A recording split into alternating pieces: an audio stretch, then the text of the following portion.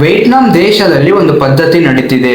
ಅಲ್ಲಿರೋ ಜನಗಳು ಹೇಳ್ತಿದ್ದಾರೆ, ಆ ಪರ್ಟಿಕ್ಯುಲರ್ ತಿಂಗಳಲ್ಲಿ ಆ ಡೇಟ್ ಅಲ್ಲಿ ಈ ಹೆಲ್ ಮತ್ತೆ ಹೆವನಿನ ಗೇಟ್ಸ್ ಎಲ್ಲ ಓಪನ್ ಆಗುತ್ತೆ. ಅಲ್ಲಿರೋ ದೆವ್ವ ಭೂತಗಳು, ಪ್ರೇತ, ಆತ್ಮ ಎಲ್ಲ ಈ ಭೂಮಿಗೆ ಬರುತ್ತೆ. ಈ ಮನುಷ್ಯರ ಜೊತೆ ರೋಡ್ ಅಲ್ಲಿ ನಡೆದಾಡುತ್ತೆ, ಮನುಷ್ಯರ ಜೊತೆ ಕುತ್ಕೊಳ್ಳುತ್ತೆ.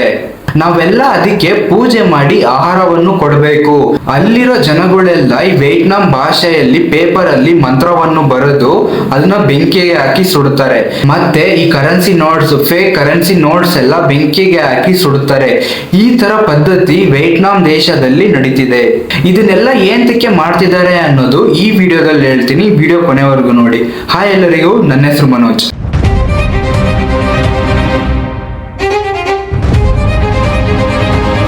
1700 ವರ್ಷ ಹಿಂದೆ ಒಂದು ಬುದ್ಧದ ಪವಿತ್ರವಾದ ಗ್ರಂಥದಲ್ಲಿ ಒಂದು ಶಾಸನನ ಬರೆದಿದ್ದಾರೆ.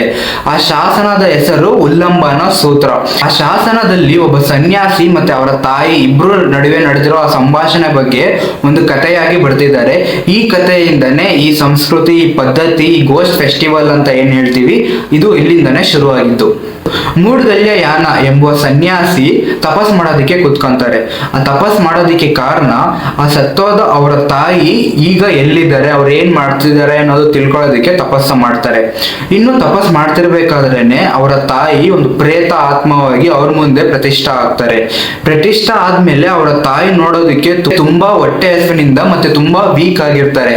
ಇದನ್ನ ಕಂಡು ಆ ಸನ್ಯಾಸಿ ಅವರ ತಾಯಿಗೆ ಒಂದು ದೊಡ್ಡ ಪಾತ್ರೆಯಲ್ಲಿ ಇದು ಅನ್ನವನ್ನ ತಗೊಂಡೋಗಿ ಕೊಡ್ತಾರೆ.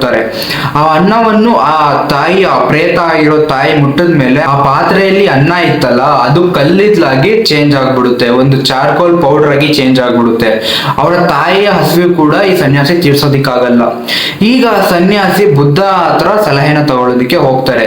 ಆ ಬುದ್ಧ ಹೇಳ್ತಾರೆ, 7th ಲೂನಾರ್ ಮಂತ್, ಈ ತಿಂಗಳಲ್ಲಿ 15ನೇ ತಾರೀಕು ನೀನು ತಗೊಂಡು ಹೋಗಿ ಈ ತರ ಪದ್ಧತಿಯನ್ನು ಮಾಡಿ ನೀನ್ ಆಹಾರವನ್ನು ಕೊಡು, ಅವಾಗ ಆ ಪ್ರೇತವಿನ ಹೊಟ್ಟೆ ಹಸಿವು ತೀರುತ್ತೆ ಅಂತ ಹೇಳಿ ಬುದ್ಧ ಒಂದು ಸಲಹೆನ ಕೊಡ್ತಾರೆ. ಸೊ ಈ 7th ಲೂನಾರ್ ಮಂತ್ ಅನ್ನೋದು ಆಗಸ್ಟ್, ಸೆಪ್ಟೆಂಬರ್ ಈ ಟೈಮ್ ಅಲ್ಲಿ ಬರುತ್ತೆ. ಈ ಪದ್ಧತಿ ಎಲ್ಲ ಈ ತರ ಶುರು ಆಯ್ತು. ಈ ಗೋಸ್ಟ್ ಫೆಸ್ಟಿವಲ್ ಅನ್ನೋದು 1700 ವರ್ಷ ಹಿಂದೆಯಿಂದ ಇವತ್ತಿನವರೆಗೂ ಆ ವಿಯೆಟ್ನಾಂ ಜನರು ಇವತ್ತಿನವರೆಗೂ ಅವ್ರು ನಡೆಸ್ತಾನೆ ಬರ್ತಿದ್ದಾರೆ. ಈ 7th ಲೂನಾರ್ ಮಂತ್ ಅಲ್ಲಿ ಅಲ್ಲಿರೋ ಜನಗಳು ವಿಯೆಟ್ನಾಂ ಭಾಷೆಯಲ್ಲಿ ಈ ಮಂತ್ರವನ್ನು ಬರೆದು ಅದನ್ನ ಬೆಂಕಿಗೆ ಹಾಕಿ ಸುಡುತ್ತಾರೆ. ಮತ್ತೆ ಈ ಫೇಕ್ ಕರೆನ್ಸಿ ನೋಟ್ಸ್ ಎಲ್ಲ ಬೆಂಕಿಗೆ ಹಾಕಿ ಸುಡುತ್ತಾರೆ.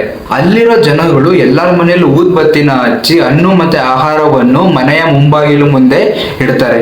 ಮತ್ತೆ ಈ ರೋಡ್ ಸೈಡ್ ಅಲ್ಲೆಲ್ಲ ಈ ಭೂತದ ಗೊಂಬೆಯನ್ನ ಮಾಡಿ ಅದನ್ನ ಮೆರವಣಿಗೆಯನ್ನ ತಗೊಂಡು ಹೋಗ್ತಾರೆ. ಆಮೇಲೆ ಈ ಬುದ್ಧಿಸ್ಟ್ ಮಾಂಕ್ ಎಲ್ಲ ಇಡ್ತಾರಲ್ಲ, ಅವರೆಲ್ಲ ಒಟ್ಟಿಗೆ ಗುಂಪಾಗಿ ಸೇರಿ ಈ ದೇವಸ್ಥಾನದಲ್ಲೆಲ್ಲ ತುಂಬಾ ಜೋರಾಗಿ ಪೂಜೆವನ್ನ ನಡೆಸ್ತಾರೆ. ಮತ್ತೆ ಮನೆಗಳಲ್ಲೆಲ್ಲ ಈ ನೈಟ್ ಹೊತ್ತು ಈ ಬಟ್ಟೆವನ್ನ ಈಚೆಗಡೆ ಒಣಗಾಕಲ್ಲ, ಈ ದೆವ್ವ ಬಂದು ಎಳ್ದಾಕ್ಬಿಡುತ್ತೆ ಅಂತ ನಂಬ್ತಾರೆ.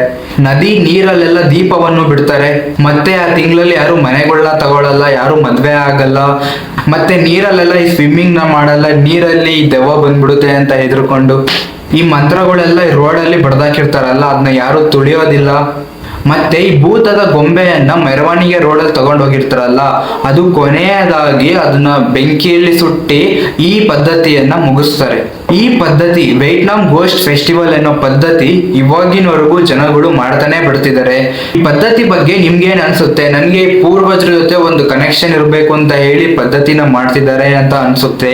ನಿಮ್ಮ ಒಪಿನಿಯನ್ ಏನು ಅಂತ ಕಮೆಂಟ್ ಅಲ್ಲಿ ಹೇಳಿ. ನಾಳೆ ಇನ್ನೊಂದು ಇಂಟ್ರೆಸ್ಟಿಂಗ್ ವಿಷಯ ತಗೊಂಬಂದು ನಿಮ್ಮ ಹತ್ರ ಮಾತಾಡ್ತೀನಿ. ಅಲ್ಲಿವರೆಗೂ ಟೇಕ್ ಕೇರ್, ಬಾಯ್.